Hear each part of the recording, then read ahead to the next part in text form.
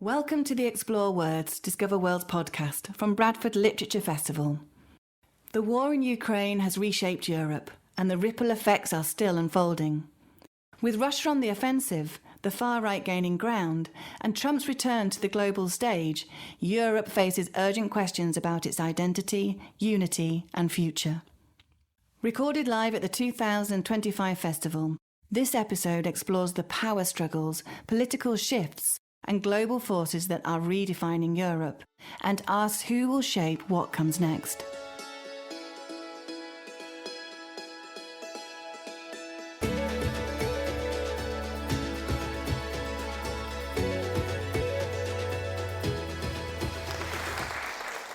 Thank you very much. My name is Christoph Bluth. I'm Professor of International Relations and Security at the University of Bradford in the famous Department of Peace Studies and International Development. Great. Thank you for And this being is here. the kind of topic that I'm working on.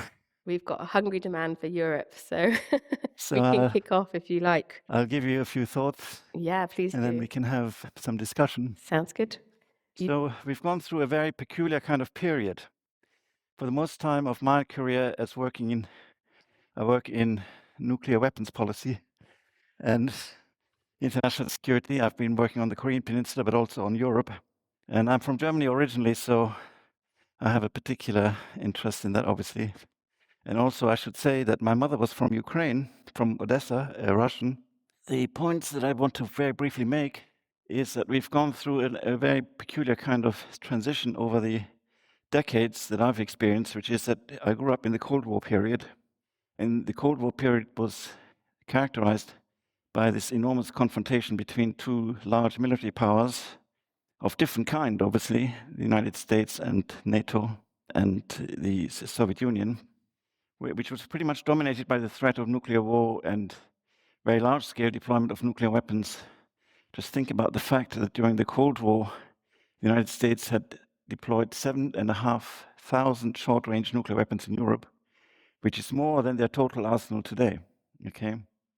But at the same time, even though the threat of nuclear war was always with us, at the same time there was deterrence, which meant that there was no actual war in Europe, despite the fact that we had very large armies facing each other.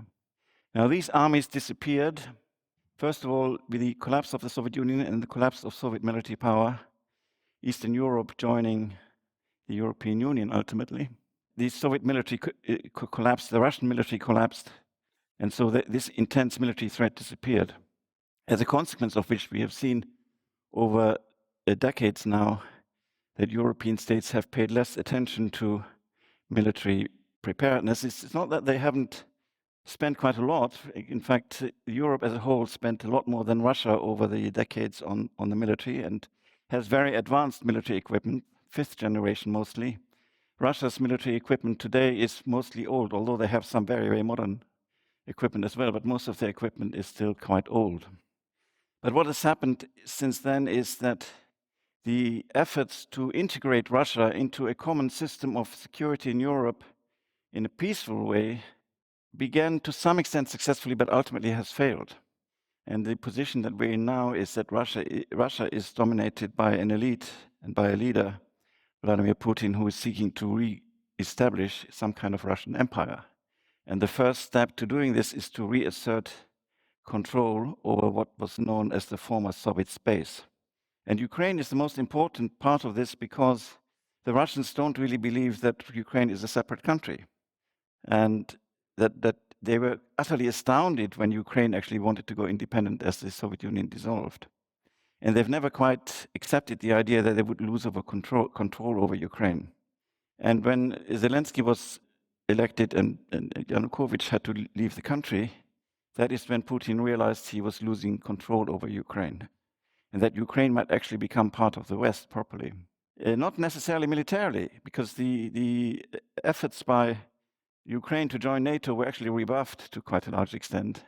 So Ukraine was not on a very clear path to NATO membership per se, but it was on a clearer path to close association with the European Union. And so step by step, it came to the point where then Russia invaded Ukraine.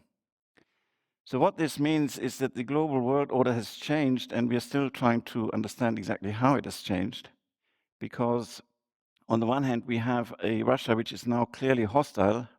It seeks Russia and China together, if you like, because China is, the balance of power has shifted, as we understand, okay? It has shifted over a long period of time. We could see how it was happening.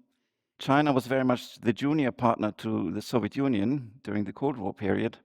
But now China has become economically very powerful, and it's also increasing its military might. It hasn't yet reached the level of Russia. It's not yet a nuclear superpower, but it's on a trajectory that might take it there.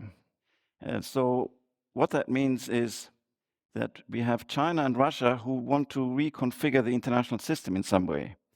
It's not entirely clear in what way this is going to happen. They don't want to abolish the international order completely, but they want to reduce the influence of the United States considerably. Now, on the other hand, as you know, in the United States, we have a leader who doesn't, at the moment at least, it may not last, obviously his term is limited, but at the moment we have a president in the United States who, unlike the Europeans, and this is a very big divisions between the Europeans and the United States, doesn't really see Russia as an enemy necessarily, or doesn't see the international order being challenged in the way in which European leaders see it being challenged by Russia. It's my opinion that the European leaders have a better grasp of what Russia's intentions are. Okay, what is problematic for the Europeans is to find a proper means of addressing that. Now, one of the things that you may have observed has happened since then is that also the coherence of NATO has been undermined by the fact that the United States is creating a lot of ambiguity to the extent to which it's willing to protect the Europeans. Now, protection means that because the United States is the only nuclear superpower other than Russia, that means the United States provides what is called extended deterrence. It's sometimes called the nuclear umbrella. It means that the United States is willing to, it's not about using nuclear weapons per se, but it's about issuing the threat of using nuclear weapons in response to large-scale military aggression from somewhere else, in this case, Russia. Okay. Now, of course, European NATO is not without its means. European NATO has two nuclear powers, the United Kingdom and France, and so it can provide a level of deterrence itself, but not quite to the same extent. The interesting thing about this whole debate is that the current American military footprint in Europe is actually quite light, and it's reducing even further. During the Cold War, the United States had about 350,000 troops in Europe. It's now being reduced to 40,000. Okay. And so while Donald Trump moans about spending so much on the defense of Europe, the fact is the United States spends most of its money in other theaters. And Europe is actually quite low up down on the agenda. Of course, there's a potential that might have to change. So we are in a kind of situation of uncertainty. The Europeans are trying to ensure that the United States remains committed to Europe, to NATO. And Europeans also want to make sure that the West remains cohesive, not only as a military alliance, of course, through NATO, but also as an economic and kind of norms-based alliance. In other words, we believe in the same things. We believe in liberal democracy. We don't believe in the use of military force for aggression and those kinds of norms that underpin our understanding of the Western system of norms. Go ahead. It was asking about the push from Macron and others. Yes. So the Europeans... You want to rely less on the United States. The Europeans have realized that they need to... that they are at a kind of crosspoint, that there is now uncertainty to the extent to which they can rely on the United States. And that means a clear decision that Europe has to play a much greater role, and Europe has to defend its interests not only against Russia, but to some extent, and that may be temporary, towards the United States. That's a new thing. That's a completely new thing in a way. And what that means is, of course, Macron is even less important, I think, in some respects than the German Chancellor, Merz, who has basically opened, just to give context, Germany has until now retained a very low debt level, okay? About 60% of GDP. And Britain and France can't could only dream of that. Yeah. But what that means is that Merz, as he's been now elected the new Chancellor of Germany, he has opened the coffers. They're going to invest billions and billions and billions in defense, almost unlimited. And that means that within 10 years, Germany is going to be the most powerful military force in Europe, except that they won't have nuclear weapons. Okay. And what about the fact, that the Ukraine war has dragged on this long? I mean, is that not an indication of the fact that Europe has failed to some extent to diplomatically or financially with sanctions or militarily to stop a war on its continent for this long? It is true that the Europeans had such a strong belief that basically the idea of a large continental war in Europe was passé, was over. Yeah. That they didn't invest still did invest, to be sure. The total European defense expenditure of NATO countries was about $350 billion. Russia's for all these periods was only about $60 billion. So you ask yourself, why should we spend more money? It was not an unreasonable approach. I think they waited for too long because from 2008 onwards, the intentions of Putin and Russia became clearer and clearer and clearer. But nobody believed. I have studied Russia for many years, and I've been involved in defense matters, and I was stunned by the fact that Russia started this war in Ukraine. I thought they would continue these low-level guerrilla-type activities and these so-called non-military gray zone warfare tactics. I didn't believe, and most people didn't believe, that there would be this major military assault on Ukraine. It was miscalculation on our part. It's also miscalculation on Russia's part, because Russia thought this war would be over in 3 days, and we are still here. And what about, you get people like the US Vice President J.D. Vance saying, they're tired of bailing Europe out, and other commentators in the US saying Europe is dying. Can it survive this period as a collection of states, as an idea, or is it, as some of the kind of far right leaders are saying and far left leaders are saying, that it's time to focus on the nation state rather than this larger idea of Europe? Well, focusing on the nation state is going to produce exactly what you just said, which is, well, of course we do focus to a certain extent on the nation states, and that's fine. But Europe as a whole is still very powerful. It has very advanced technologies. It has very advanced economies. China, European Union, and US are the 3 largest economies in the world, if you take them together. So Europe is very important, has a lot to offer. It has good defense industries. It buys a lot of equipment from the US, but it also produces, and it will produce more indigenous 5th or 6th generation. In fact, there is now a 6th generation fighter project that has been initiated, in which Britain is a part of. So Europe is not dead at all. Europe is alive, but there are challenges, obviously, that Europe has to meet. Now, the dilemma for Europe has always been, with the Americans, and other allies know this also, if you are too independent, the Americans say, well, you don't need us, you can do it yourself. Okay?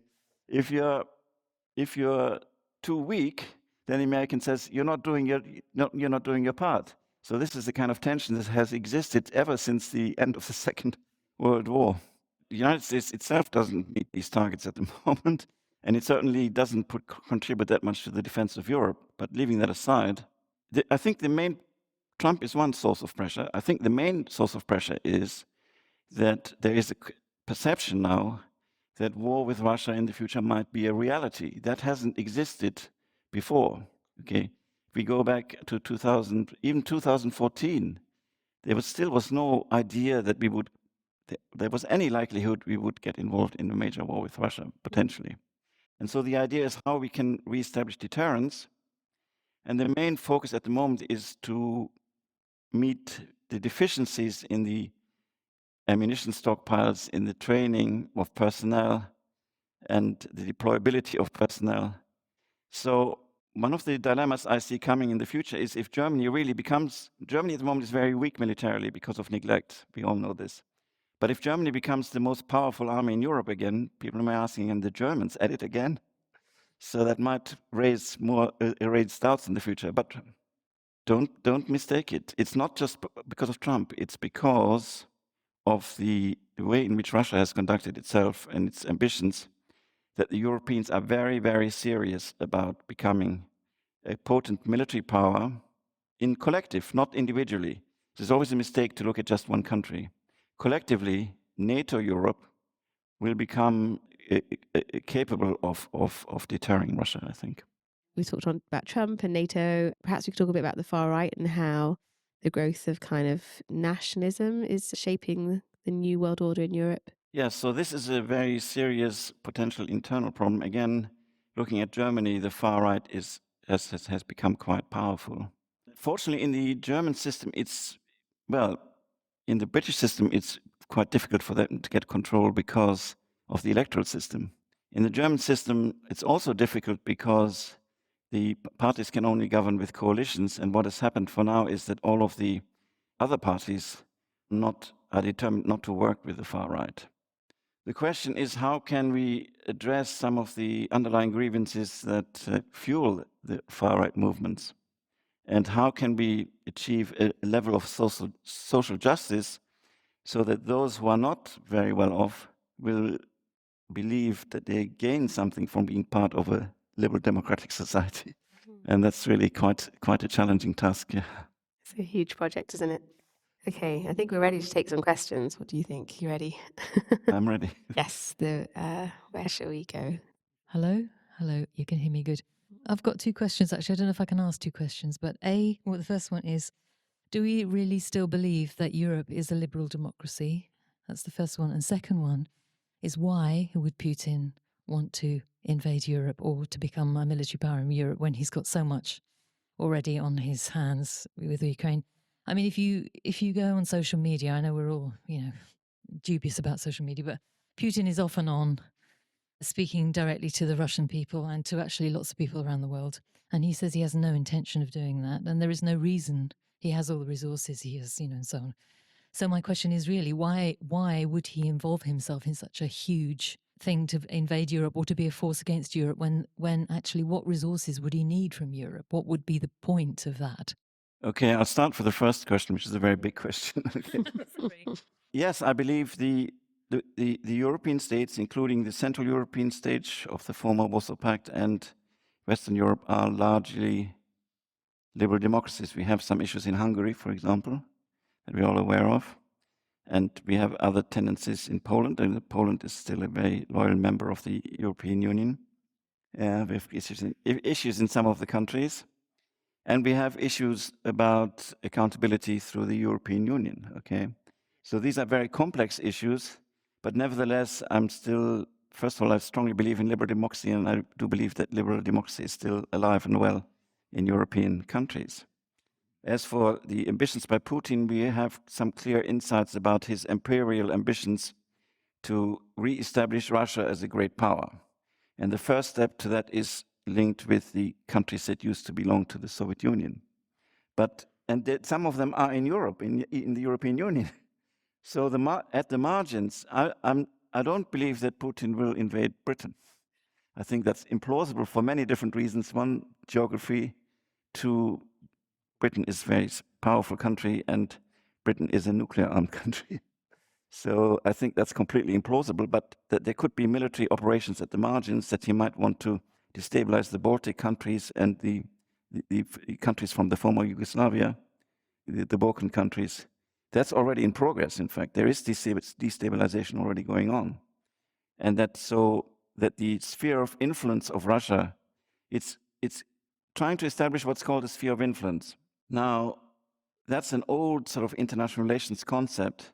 I believe nowadays we don't believe in spheres of influence that are created with the use of coercion or military force. In other words, for countries to join together, to work together, to cooperate together, diplomatic influence, all of that is not problematic. What is problematic is to use, which is Russia seemingly have to use, military force or other forms of violent coercion to create this kind of sphere of influence. It's also on a hiding to nowhere. What will happen if Russia actually occupies Ukraine? They will be in a kind of civil war still for decades to come after that. So I don't believe it's possible for Russia to occupy Ukraine. But the way in which the Russians are thinking clearly is they are trying to expand their sphere of influence. It doesn't mean they're going to invade the whole of Europe, no. And I think there are other factors that make this direct, large-scale military assault somewhat implausible. Because, again, as I said, even European NATO has 2 nuclear powers, okay?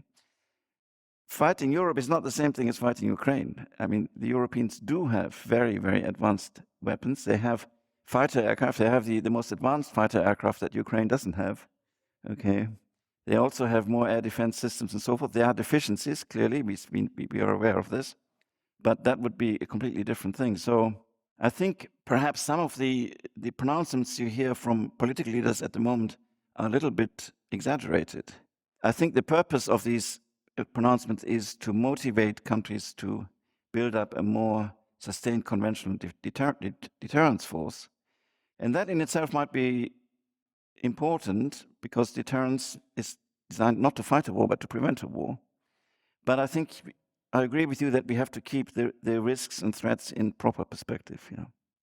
Thank you. We've spoken a lot about military power or hard power, but I feel the bigger issue is soft power. And you mentioned China a couple of times. So I'm sure, as you'll be aware, China is increasing its influence through universities in the UK and the US, through funding Oxford, Edinburgh universities, through setting up cultural centres, I think they call them. Obviously, you can argue there's some surveillance going on as well. But also China has become the manufacturing superpower of the world. Most of our goods are there. They are a technology superpower. They no longer just copy technology. So DeepSeek, the AI that China produced, was produced at like 5% the cost of our Western AI models. And they did that, with significant restraints. And at the same time, Chinese influence is coming in as technology superpower, as manufacturing superpower. I think it's an influential superpower. And they're doing it, I think, in a very clever way, through funding, through grants, through getting senior officials onto UK institutions and boards. So my question is two-part. A, do you agree with that there is an influx of soft power from China? And if you agree with that, how do you see Europe changing over the next 10 years, as that, I think, will only increase? Yes, I mean, I should start off by saying that my wife and daughter are from China. So I have a good knowledge of China, but I agree with the things that you've said, actually, which is that China is trying to change the international order in these kinds of ways. That's for sure. And this is a very difficult question. I don't think we can or should completely disengage from China. I don't think that's workable. I don't think it's desirable. And we also have soft power. I mean, I know a lot of people in the Chinese community here, and a lot of them are very Westernized and have adopted Western values. And so we can have an influence as well.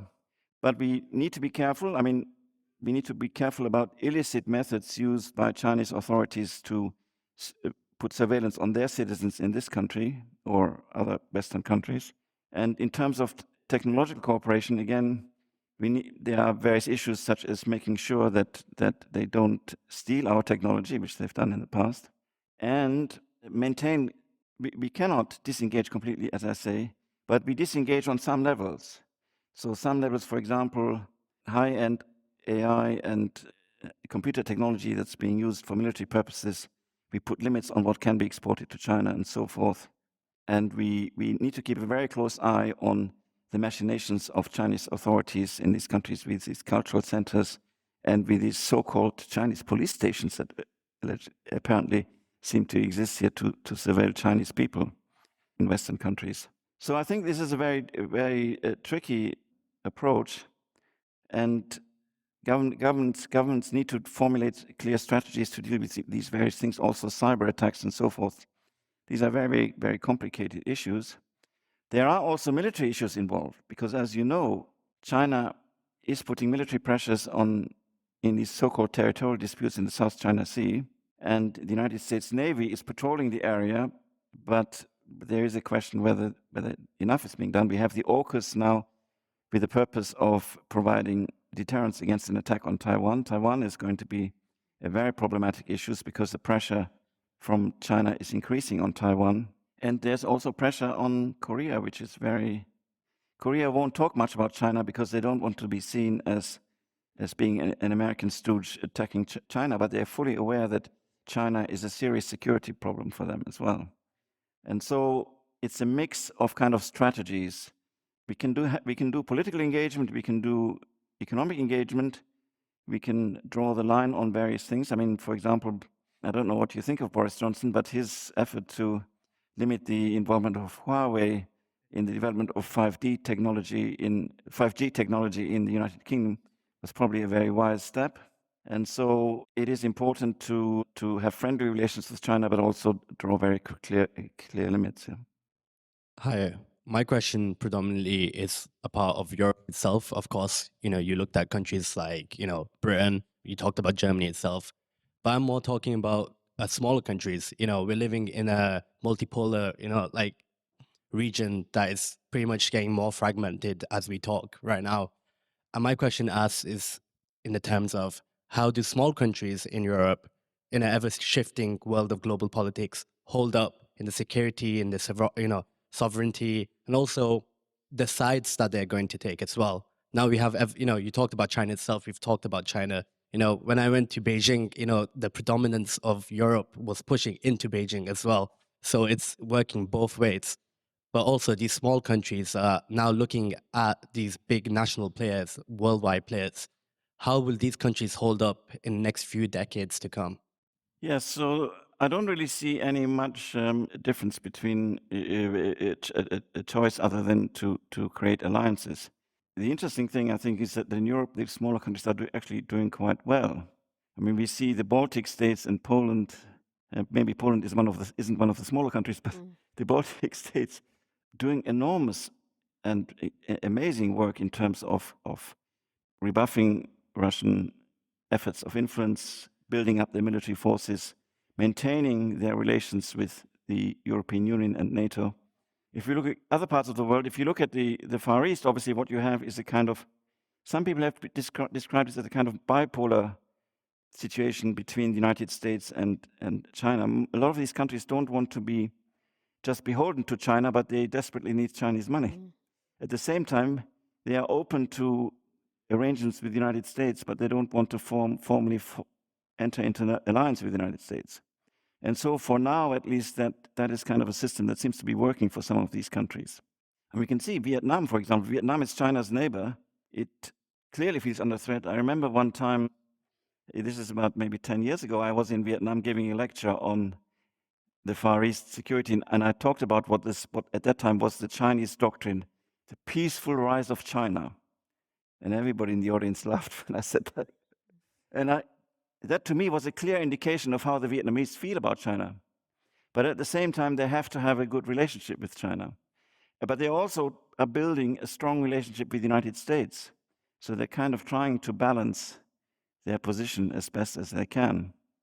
And I think for some countries this is appropriate, but where we can form coherent alliances, that's also appropriate. And so the fact that Australia, Britain, and the United States are now putting this emphasis on providing deterrence in the Far East for certain kinds of threats could be seen as quite a positive step, but it will also involve Japan and Korea. During the Biden administration, Japan and Korea and the United States started to form a very strong tripart alliance, almost on the same level as NATO. The extent to which this can continue now with Trump, we're not quite sure. The United States allegedly is putting more emphasis now on the Far East rather than Europe. So let's see whether they're going to put their money where their mouth is on this one. Yeah. I think most US administrations have made a similar pivot, haven't they, in the last few decades? Oh, sorry. You can. We've been speaking a lot about war, and as far as I'm aware, there's no carbon neutral bombs. War is extremely bad for the climate, and especially as we're talking about the future of Europe, we're going to be extremely impacted by the climate crisis, of which we're one of the biggest contributors to. Yet, so many other continents and economies will face much severe impacts much sooner. How do we navigate that whilst also trying to encourage development? I don't have any answers, but what I just would say is, generally speaking, I mean, I'm a strong somebody who's at one point in my life studied physics, I'm a strong believer in climate science, and some of the predictions that I made seem very plausible to me, and therefore I would continue to support any actions that are taken to reduce carbon output or to become carbon neutral. But I wouldn't want to comment further on that because it's not my area of expertise. Yeah, no, fair enough. I suppose it could also be a security issue, climate too. Absolutely, it is already. Yeah, it is already, absolutely, and especially, of course, in some parts of Africa, for And the example. migration. Yeah. Sorry. Yeah. Yeah, I mean, on that same similar theme, how much do you think the strategic views on a new world order take into account the impact of climate change, apart from the US expressing an interest in Greenland and potential interests in the Arctic as the ice melts? How much does that need to be factored into our understanding of alliances, of alignments of powers in the coming decades? So we have a very difficult situation at the moment because the current U.S. administration is and to some extent Congress actually is dominated by people who don't believe that we should take any action against climate change at all, but that we should pump as much oil and gas as possible. I think the phrase was drill, baby, drill. Exactly, yeah. And this is part of the general thing. I mean, if we talk about the New World Order, we're kind of at an edge because we don't know whether the United States is going to be our partner in future or not. Now, John Bolton, who was always hated by liberals through his entire career, now has issued a plea in a British magazine trying to tell us, don't assume that you should do everything yourself and that you wouldn't have a relationship with the United States because of Trump, because Trump only has 4 years in office. And maybe that's true. We don't quite know what the political configuration is going to be like in the US in the future. And there are other partners that are important. China is important, and China invests a lot in renewables. It's also still putting a lot of carbon dioxide because it's ravenous in its energy consumption. So what I think is most important, if we can keep the global schemes that are designed to globally reduce carbon output going. If it's at the moment, US is not part of the Paris Accords, we have to work towards a way of either finding an alternative or to find them to re-enter at some point in the future.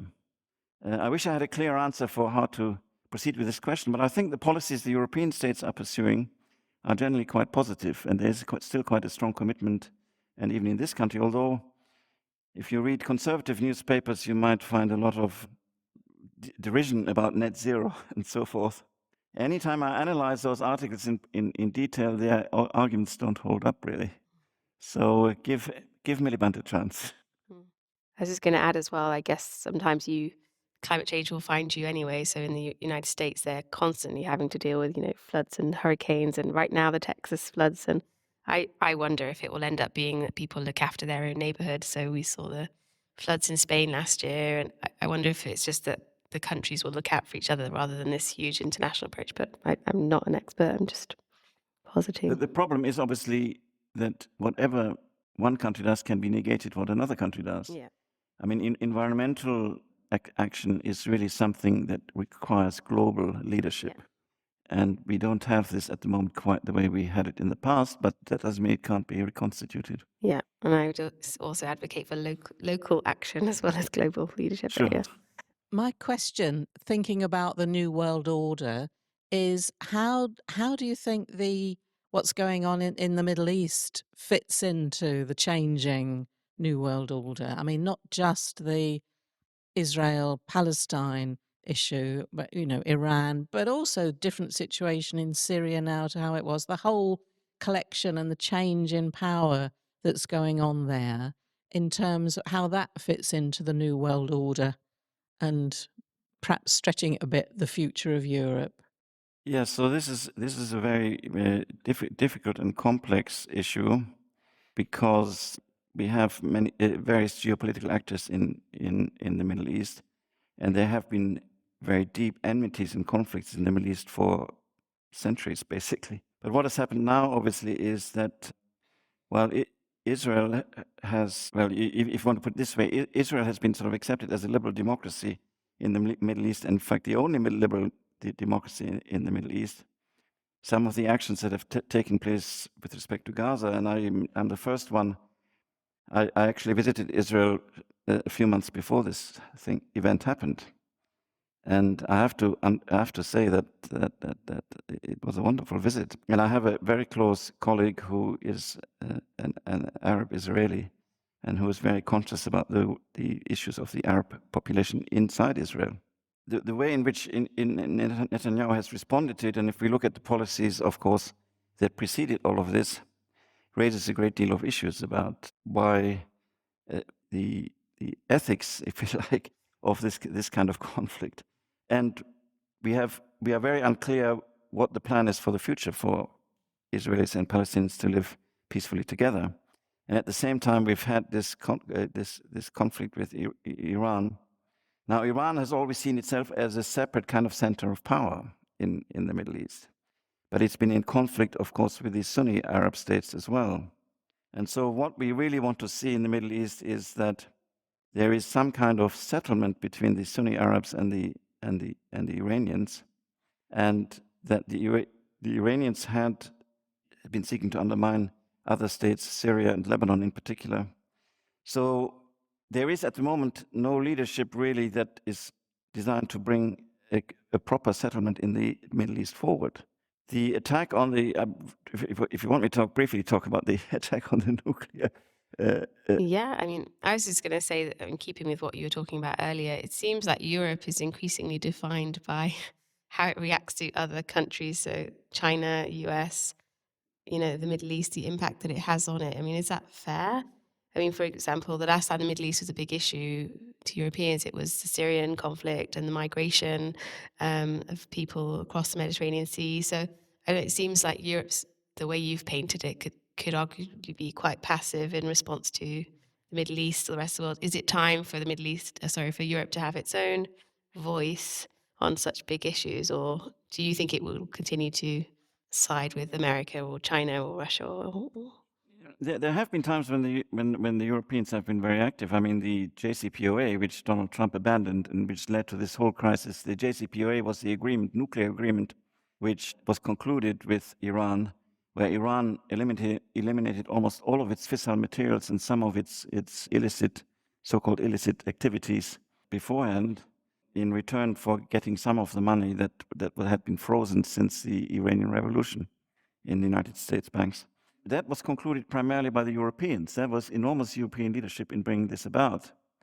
And so the Europeans are still very strongly committed to the principle of nuclear non-proliferation, that in other words, there should be no more nuclear states.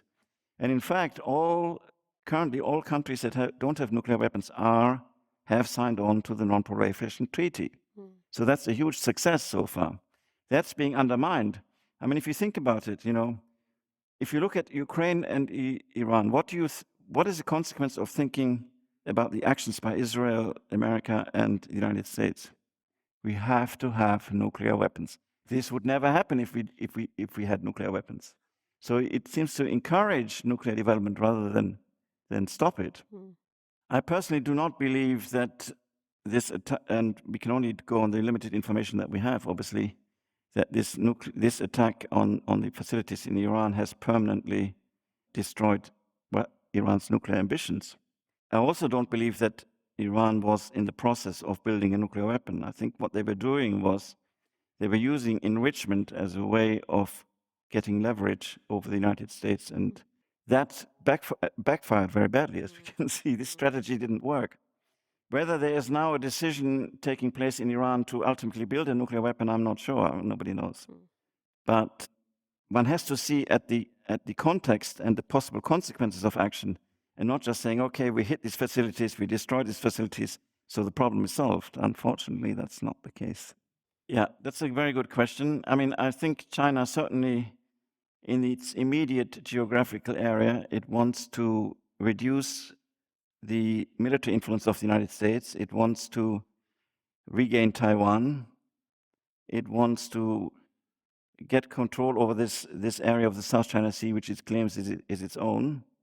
So these are some very immediate goals. In larger terms, I think it wants to kind of rebalance the international system so that the United States and Europe are less powerful, and that China has more political influence. But it's not the same thing as controlling other countries. I think it wants to tone down some of the norms in the international system that are currently being used, if you like, against China.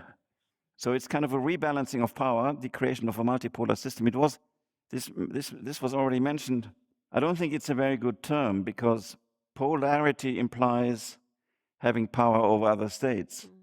But to have coercive power over other states is something that we don't accept and that we reject. So we shouldn't aim towards polarity. But that's the Chinese and the Russians constantly talk about multipolarity because they want to reduce the influence of the United States. Okay, last question. Sorry, I can't hear. How do you see the Russia-Ukraine war concluding? Well, this is very difficult to say. There is a possible scenario in which Ukraine, at least as a de facto situation, accepts that Luhansk and the Donbas area and some of these areas in Crimea remain under Russian control, and that there is a ceasefire and that there's no further conflict. Okay, and that maybe Ukraine will have to stay out of NATO. Those are the kinds of terms that are being discussed. It's not clear that Russia is willing to accept it yet. There is a possibility that the Ukrainian defense would collapse. I don't think that's imminent, and that Russia would actually occupy Ukraine, and that would create a lot of anxiety in Europe. But it would also remain a continuing headache for Russia. And there are other possible scenarios. We know that the Russian economy is under very severe strain. Many people are surprised that it has lasted as long as it has. But we see a lot of hesitation in the United States to keep up the supply of armaments to Ukraine. And so that puts Ukraine into a very precarious position. Okay, I think we'll end there. But thank you very much. And I apologize again that Professor Owen Green wasn't able to make the lecture. And thank you very much, Christoph Berth, for stepping in. Thank you. Thank you very much.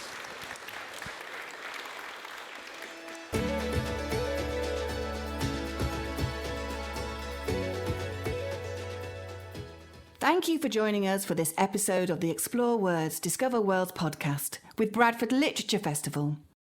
If you enjoyed this episode and you'd like to help support the podcast, please subscribe, share this episode with others and leave a rating.